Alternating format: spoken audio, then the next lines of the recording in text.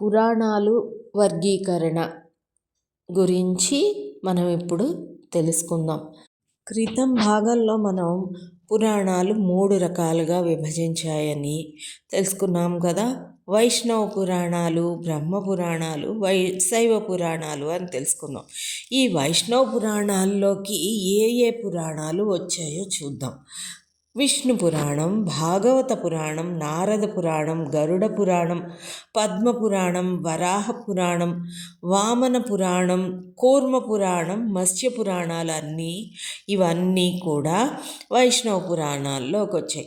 ఇంకా బ్రహ్మ పురాణాల్లోకి వచ్చినవి ఏం పురాణాలు అంటే బ్రహ్మ పురాణం, బ్రహ్మాండ పురాణం, బ్రహ్మ వైవర్త పురాణం, మార్కండేయ పురాణం, భవిష్య పురాణం, ఇవన్నీ కూడా బ్రహ్మ పురాణాల్లోకి వస్తాయి. తర్వాత వచ్చేది శైవ పురాణాలు. శివ పురాణం, లింగ పురాణం, స్కంద పురాణం, అగ్ని పురాణం, ఇవన్నీ కూడా శైవ పురాణాల్లోకి వస్తాయన్నమాట.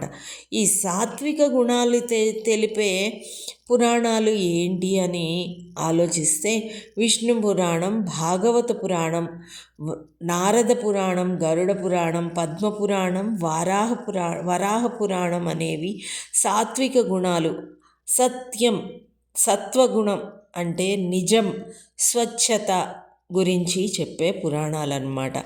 ఇక రజస్తమో గుణాలు చెప్పే పురాణాలు ఏంటో చూద్దాం. ముందుగా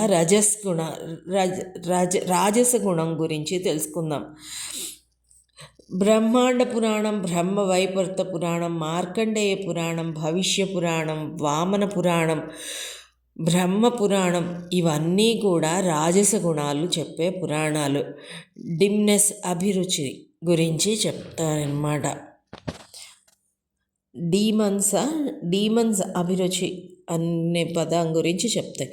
నెక్స్ట్ తామస గుణం గురించి చెప్పుకుందాం. తామస పురాణాలు ఏంటి అంటే మత్స్య పురాణం, కూర్మ పురాణం, లింగ పురాణం, శివ పురాణం, స్కంద పురాణం, అగ్ని పురాణం, ఇవన్నీ కూడా తామస గుణం గురించి చెప్పేవి. అంటే చీకటి, అజ్ఞానం గురించి చెప్పే పురాణాలన్నమాట. తర్వాత భాగంలో మనం ఒక్కొక్క పురాణానికి ఎన్ని శ్లోకాలు ఉన్నాయి, అవి ఆ శ్లోకాలు దేని గురించి వివరిస్తాయి అనేది తెలుసుకుందాం. నమస్తే అండి.